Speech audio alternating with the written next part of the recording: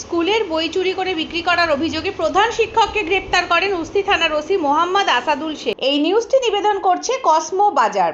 এটি অবস্থিত মগরাহাট কদমতলায়। ঈদের খুশিতে বিশেষ আকর্ষণীয় উপহার নিয়ে আপনাদের মাঝে হাজির হয়েছে। শীঘ্রই চলে আসুন, দামে কম, ভালো মাল, একটা কিনলে একটা ফ্রি।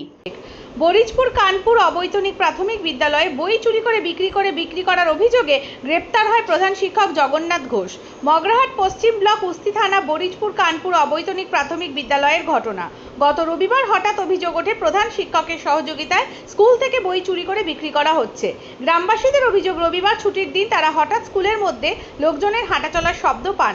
গ্রামের কয়েকজন গিয়ে দেখার চেষ্টা করেন বিষয়টা কি হচ্ছে।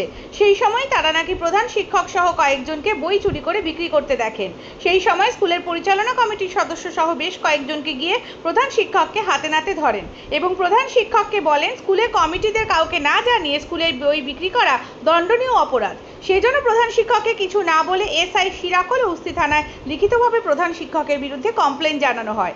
গ্রামবাসীদের এই ঘটনা তদন্ত শুরু করেছিল উস্তি থানার পুলিশ।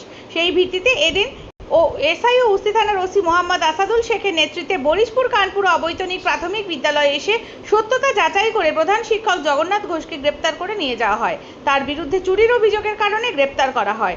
যদিও তার বিরুদ্ধে ওঠা অভিযোগ নিয়ে কোনো মন্তব্য করতে চাননি প্রধান শিক্ষক জগন্নাথ ঘোষ। রবিবার সকাল 10:10 হবে, ওই সময় আমি খবর পাই, আমি যেহেতু এই স্কুলের ভিসি কমিটির একজন সদস্য, খবর পাই যে স্কুল থেকে বই চুরি করে মাস্টারমশাই এবং পাড়ার এক ব্যক্তি সাথে করে নিয়ে বই বিক্রি করছে। আমি তৎক্ষণাৎ স্কুলে উপস্থিত হয়ে দেখি ওরা কেউ নেই। জগন্নাথ মাস্টারমশাই, যিনি প্রধান শিক্ষক উনি ছিল, ওনাকে জিজ্ঞাসা করলাম, মাস্টারমশাই আপনি বই বিক্রি করেছেন?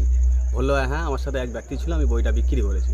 সেই মোতাবেক যেহেতু বই বিক্রি করার নিয়ম নেই, আমি কি করি, সঙ্গে সঙ্গে একটা কপি টু এসআই এবং যেখানে যেখানে চিঠি করার দরকার, আমি একটা গত এই 28/3/2024 তারিখে একটি কমপ্লেন জমা দিই আপনার এসআই অফিস শিরাকল এবং উস্তি থানা, যেখানে দেওয়ার দরকার আমি দিয়েছি।